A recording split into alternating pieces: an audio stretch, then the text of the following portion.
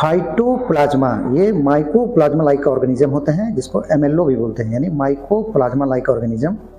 यानी ये बैक्टीरिया का ऐसा समूह होता है जो मॉलिक्यूल्स क्लास से रिलेटेड होता है, मॉलिक्यूल्स क्लास से रिलेटेड होता है। इसमें आप देखते हैं कि ये इंसेक्ट के द्वारा ट्रांसमिट होते हैं। तो इसमें बहुत सारे ऐसे इंसेक्ट हैं, जैसे आप देखेंगे लीफ हॉपर्स है, प्लांट हॉपर्स है, साइलिड्स करके एक इंसेक्ट है, उसके द्वारा ये ट्रांसमिट होते हैं। इसके अलावा रफ्टिंग के थ्रू, कटिंग के थ्रू और पैरासिटिक प्लांट जैसे कस्क्यूटा है उसके थ्रू भी ये ट्रांसमिट होते हैं। इसमें डीएनए होता है, डबल स्ट्रैंडेड डीएनए होता है। ये क्या करता है कि प्लांट के फ्लोएम को इन्फेक्ट करता है।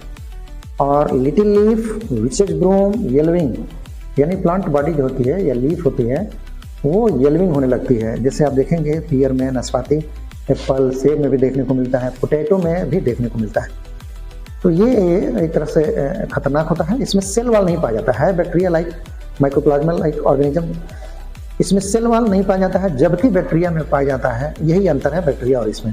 ध्यान देंगे कि फाइटोप्लाज्मा में सेल वाल नहीं पाया जाता है, लेकिन बैक्टीरिया में पाया जाता है।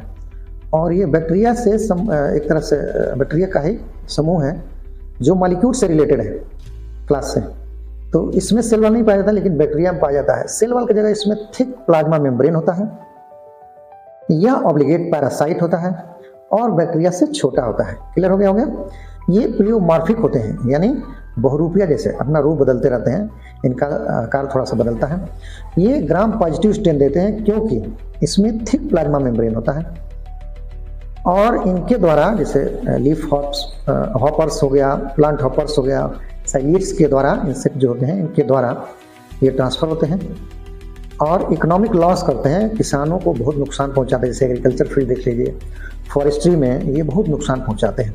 तो फाइटोप्लाज्मा कॉमनली बोलते हैं। साइंटिफिक नेम इसका है कैंडिडेटस, यानी कैंडिडेटस फाइटोप्लाज्मा।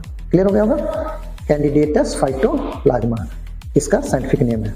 तो ये फाइटोप्लाज्मा बैक्टीरिया से छोटे होते हैं मोटे तौर से और बीमारी पैदा करते हैं इंसेक्ट के थ्रू। अगर जो कोई इंसेक्ट इन पत्तियों को खाता है और फिर हेल्दी प्लांट को खाता है तो वहाँ पहुँच जाते हैं और उस पौधे को ये प्रॉब्लम क्रिएट हो जाती है, इन्फेक्शन हो जाता है और वो पौधा धीरे धीरे येलो होने लगता है, पत्तियाँ छोटी होने लगती हैं, यानी बीमारी हो गई तो धीरे धीरे उसको प्रॉब्लम क्रिएट होगी।